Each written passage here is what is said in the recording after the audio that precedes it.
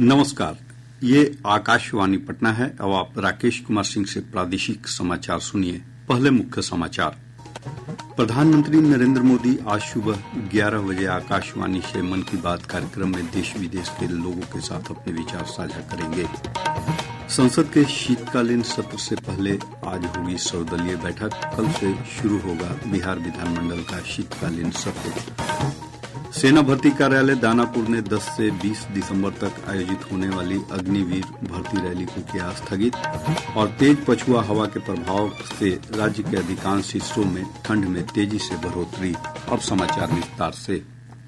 प्रधानमंत्री नरेंद्र मोदी आज सुबह 11 बजे आकाशवाणी पर मन की बात कार्यक्रम में देश विदेश के लोगों के साथ अपने विचार साझा करेंगे। यह मासिक रेडियो कार्यक्रम की 116वीं कड़ी होगी। यह कार्यक्रम आकाशवाणी और दूरदर्शन के समूचे नेटवर्क पर प्रसारित किया जाएगा। इसके अलावा मन की बात का प्रसारण आकाशवाणी वेबसाइट तथा news on AIR mobile app पर भी उपलब्ध होगा। मन की बात कार्यक्रम का आकाशवाणी, दूरदर्शन समाचार, प्रधानमंत्री कार्यालय और सूचना तथा प्रसारण मंत्रालय के यूट्यूब चैनलों पर भी सीधा प्रसारण होगा। मुख्य प्रसारण के तुरंत बाद मैथिली भाषा में इसका प्रसारण आकाशवाणी के दरभंगा केंद्र से किया जाएगा। इसी प्रसारण को दोबारा रात्रि 8 बजे से भी सुना जा सकता है।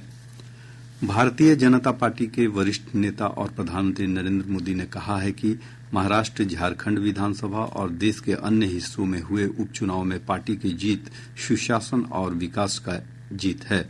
दिल्ली में भाजपा मुख्यालय में पार्टी कार्यकर्ताओं को संबोधित करते हुए प्रधानमंत्री ने कहा कि चुनाव परिणाम नकारात्मक राजनीति की हार है। श्री मोदी ने कहा कि कई राज्यों में हुए उपचुनाव में भी लोगों ने भाजपा के प्रति भरोसा दिखाया है। उन्होंने कहा कि यह जीत दिखाती है कि लोग केवल विकास चाहते हैं। प्रधानमंत्री ने कांग्रेस की आलोचना करते हुए कहा कि कांग्रेस का ध्यान केवल और केवल परिवार पर है और नागरिकों के बजाय परिवार को प्राथमिकता देने वाली पार्टी लोकतंत्र के लिए खतरा है। संविधान में वह कानून का कोई स्थान ही नहीं है, लेकिन फिर भी कांग्रेस ने पुष्टिकरण के लिए वक्फ बोर्ड जैसी व्यवस्था पैदा कर दी। ये इसलिए किया गया ताकि कांग्रेस के परिवार का वोट बैंक बढ़ सके। सच्ची पंथ निरपेक्षता को कांग्रेस ने एक तरह से मृत्यु दंड देने की कोशिश की है। प्रधानमंत्री मोदी ने कहा कि पूरे देश में केवल एक संविधान लागू होगा और यह संविधान बाबा साहेब अम्बेडकर का संविधान है। उन्होंने कांग्रेस और उसके सहयोगियों से कहा कि अब दुनिया की कोई भी ताकत अनुच्छेद 370 को वापस नहीं ला सकती। केंद्रीय सहकारिता मंत्री अमित शाह ने कहा है कि केंद्र सरकार सहकारिता क्षेत्र के माध्यम से करोड़ों किसानों के जीवन स्तर को बेहतर बनाने के लिए प्रतिबद्ध है। नई दिल्ली में राष्ट्रीय सहकारी विकास निगम की बैठक में श्री शाह ने कहा कि सरकार सहकारिता आंदोलन के माध्यम से देश के नागरिकों के जीवन में सकारात्मक बदलाव लाने के लिए प्रयासरत है। उन्होंने कहा कि मोदी सरकार सहकारिता के माध्यम से देश को आत्मनिर्भर बनाने के लिए काम कर रही है। केंद्र सरकार ने संसद के शीतकालीन सत्र से पहले आज सर्वदलीय बैठक बुलाई है। बैठक की अध्यक्षता रक्षा मंत्री राजनाथ सिंह करेंगे। बैठक में सरकार सत्र के दौरान लोकसभा और राज्यसभा में सुचारू कामकाज सुनिश्चित करने के लिए सभी राजनीतिक दलों से सहयोग मांगेगी। गौरतलब है कि संसद का शीतकालीन सत्र कल से शुरू होगा और 20 दिसंबर तक चलेगा। 26 नवंबर को संविधान दिवस के अवसर पर संसद की बैठक नहीं होगी। बिहार विधानमंडल का शीतकालीन सत्र कल से शुरू होगा। 29 नवंबर तक चलने वाले सत्र के दौरान कुल 5 बैठकें होंगी। पहले दिन राज्यपाल द्वारा स्वीकृत अध्यादेशों की प्रति भी सदन पटल पर रखी जाएगी। इसके अलावा उपचुनाव में नवनिर्वाचित विधायकों को शपथ दिलाई जाएगी। 26 और 27 नवंबर को राजकीय विधेयक पेश होंगे। 28 नवंबर को चर्चा के बाद द्वितीय अनुपूरक बजट और विनियोग विधेयक पारित होगा। 29 नवंबर को अनुपूरक बजट पर सामान्य चर्चा होगी। पूरे सत्र के दौरान विधानसभा परिसर और आसपास के क्षेत्रों में सुरक्षा के कड़े इंतजाम रहेंगे।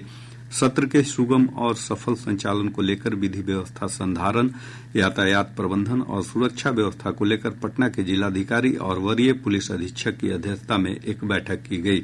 जिलाधिकारी डॉक्टर चंद्रशेखर सिंह ने बताया कि सत्र के दौरान त्रिस्तरीय सुरक्षा व्यवस्था रहेगी। बिहार डाक सर्किल की ओर से पटना में 28 से 30 नवंबर तक डाक टिकट प्रदर्शनी आयोजित की जा रही है। इसमें देश के डाक टिकट संग्राहक भी शामिल होंगे। बिहार के पोस्टमास्टर जनरल अनिल कुमार ने बताया कि इस दौरान 4 विभिन्न संगीत घरानों पर फोटो युक्त पोस्टकार्ड और 5 ऋषि मुनियों पर विशेष आवरण का विमोचन किया जाएगा।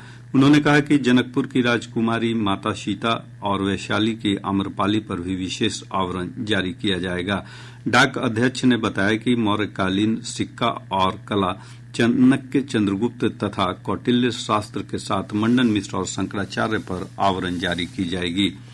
देश के पहले डाक टिकट को पटना जीपीओ से ही जारी किया गया था। बिहार के मुख्य पोस्टमास्टर जनरल अनिल कुमार ने कॉपर टिकट के प्रतिरूप का पटना प्रधान डाकघर परिसर में लोकार्पण किया। बिहार के पोस्टमास्टर जनरल ने बताया कि यह प्रतिरूप ताम्र टिकट की 250वीं वर्षगांठ के उपलक्ष्य में स्थापित किया गया है।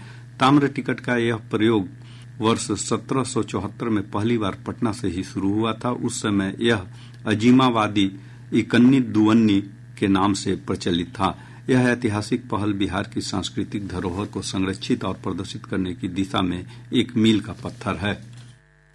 बिहार ने कई चीजों को दिया है विश्व को, जिसमें यह एक बहुत बड़ी चीज है। फर्स्ट टाइम बहुत सारी चीजें हैं जो डाक विभाग ने पूरी दुनिया को दिया है। संदेश का जो इतिहास होता है वो सभ्यता का इतिहास होता है। हम लोग का संदेश वैसे वैसे ही प्रगति करता है जैसे जैसे हमारी सभ्यता प्रगति करती है। तो संदेश का या कम्युनिकेशन का या संचार के माध्यम का विकास एक महत्वपूर्ण सूचक है, द्योतक है, एक सिंबल है कि हमारा समाज कितना तेजी से, हमारी सभ्यता कितनी तेजी से आज बढ़ रही है। प्रादेशिक समाचार आप आकाशवाणी पटना से सुन रहे हैं। ताजा समाचारों के लिए आप हमारे एक्स हैंडल AIR_News_ पटना पर जा सकते हैं। सेना भर्ती कार्यालय दानापुर मुख्यालय ने 10 से 20 दिसंबर तक दानापुर के चांदमारी में आयोजित होने वाली अग्निवीर भर्ती रैली को स्थगित कर दिया है। इस रैली में पटना, बक्सर, भोजपुर, सीवान, सारण, गोपालगंज और वैशाली जिले के युवाओं की भर्ती की जानी थी। साथ ही बिहार और झारखंड की अग्निवीर महिला सैन्य पुलिस के लिए शॉर्ट लिस्ट की गई महिलाओं के लिए भी रैली का आयोजन होना था। सेना के एक अधिकारी के अनुसार भर्ती रैली की नई तिथि बाद में घोषित की जाएगी, जिसे joinindiaarmy.nic.in पर जारी किया जाएगा। एक भारत श्रेष्ठ भारत के तहत राज्य के 34 जिलों के 50 युवा दक्षिण बिहार केंद्रीय विश्वविद्यालय गया के नेतृत्व में कर्नाटक का भ्रमण करेंगे। विश्वविद्यालय के कुलपति प्रोफेसर कामेश्वर नाथ सिंह ने बताया कि यह भारत को जानो, भारत को समझो और भारत का बनो की संकल्पना पर आधारित है। इसमें CUSB को बिहार का नोडल विश्वविद्यालय बनाया गया है। लौह पुरुष सरदार वल्लभ भाई पटेल के जन्मदिन 31 अक्टूबर को पड़ता है। 2015 में उसी दिन से इसकी शुरुआत हुई थी और उसी साल युवा संगम 01 आयोजित हुआ और इसमें हम सब, एक उत्तर के लोग दक्षिण को, दक्षिण के लोग उत्तर को, हम पूरे देश के बारे में जाने, यह एक ऐसा लक्ष्य रखा गया है। भारत की विशालता, भारत की महानता, भारत की विविधता, भारत की सांस्कृतिक संपन्नता से सभी लोग अवगत हों। भारत को जानो, भारत को मानो, भारत को पहचानो, इस भाव भावना को लेकर के एक भारत श्रेष्ठ भारत की कल्पना की गई है। उसके तहत भारत सरकार का शिक्षा मंत्रालय युवा संगम 05 आयोजित कर रहा है। तेज पछुआ हवा के प्रभाव से राज्य के अधिकांश हिस्सों में ठंड में तेजी से बढ़ोतरी हुई है। प्रदेश के 24 शहरों में न्यूनतम और अधिकतम तापमान में गिरावट आई है। मौसम विभाग के अनुसार न्यूनतम तापमान में कमी आने से लोगों को अब ठंड का एहसास हो रहा है। विभाग ने कल से राज्य के उत्तरी और पूर्वी भागों के क्षेत्रों में कुछ स्थानों पर हल्के से मध्यम स्तर का कुहासा छाये रहने की संभावना जताई है। इधर पिछले 24 घंटों के दौरान सीवान जिले का जीरादेई प्रदेश का सबसे ठंडा स्थान रहा, जहां का न्यूनतम तापमान 11.8 डिग्री सेल्सियस दर्ज किया गया। वहीं कुहासे के कारण रेल और हवाई यातायात पर असर पड़ा है। कई रेलगाड़ियां 18 घंटे तक की देरी से चल रही हैं। इसके साथ ही 6 विमान भी देरी से उड़े।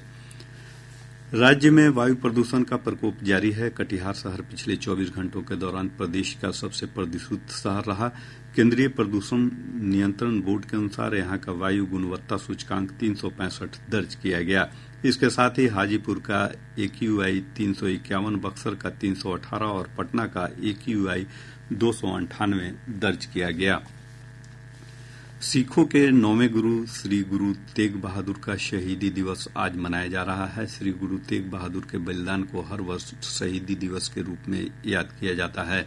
वर्ष 1675 में आज ही के दिन श्री गुरु तेग बहादुर जी ने धर्म, मानवीय मूल्यों, आदर्शों और सिद्धांतों की रक्षा के लिए अपने प्राणों का बलिदान दिया था।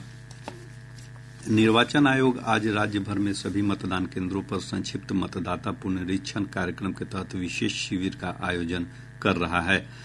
मुख्य निर्वाचन पदाधिकारी HR श्रीनिवास ने बताया कि लोग अपने संबंधित मतदान केंद्रों पर जाकर मतदाता सूची में नाम जुड़वा सकते हैं या संशोधन करा सकते हैं। यह अभियान 28 नवंबर तक चलेगा। उन्होंने बताया कि लोग मतदाता सूची में नाम जुड़वाने, हटाने और इसमें किसी तरह के बदलाव के लिए ऑनलाइन और ऑफलाइन आवेदन कर सकते हैं। प्रदेश में डेंगू के नए मामलों के मिलने का सिलसिला जारी है। पिछले 24 घंटों के दौरान राज्य भर में डेंगू के 77 मरीजों की पुष्टि हुई है। इनमें 25 मरीज पटना से हैं। वहीं पटना से चिकुनगुनिया के 2 नए मामलों की पुष्टि हुई है। समस्तीपुर जिले के नगर थाना क्षेत्र के पुरानी पोस्ट ऑफिस रोड स्थित एक आभूषण दुकान से अपराधियों ने लगभग 50 लाख रुपए मूल्य के जेवरात लूट लिए। अपर पुलिस अधीक्षक संजय कुमार पांडेय ने बताया कि दुकान में लगे CCTV कैमरे की मदद से अपराधियों की पहचान की जा रही है। अब पटना से प्रकाशित प्रमुख समाचार पत्रों की सुर्खियां। आज के सभी समाचार पत्रों ने 2 राज्यों के विधानसभा और उपचुनाव की खबरों को प्रमुखता से प्रकाशित किया है। हिन्दुस्तान ने जनादेश शीर्षक से लिखा है, मुंबई में NDA, रांची में इंडिया और बिहार में NDA ने सभी 4 सीटें जीती। दैनिक जागरण की बड़ी खबर है, सत्ता और स्थिरता के साथ मतदाता। महाराष्ट्र में महायुति की महाविजय, बिहार में राजग ने जीती 4 सीट। दैनिक भास्कर ने आज IPL के लिए होने वाले मेगा ऑक्शन को बड़ी खबर बनाया है। अखबार लिखता है, कप्तान की तलाश में उतरेंगी 5 टीमें। श्रेयस पंत, KL सबसे बड़े खिलाड़ी। नीलामी में 577 खिलाड़ी होंगे शामिल। इनमें 367 भारतीय और 210 हैं विदेशी। प्रभात खबर की सुर्खी है, अमेरिकी आयोग ने रिश्वत मामले में अडानी समूह के संस्थापक गौतम अडानी के साथ उनके भतीजे सागर को किया तलब। आज अखबार की बड़ी खबर है, वायनाड से प्रियंका 4 लाख से अधिक मतों से जीती। और अब अंत में मुख्य समाचार एक बार फिर।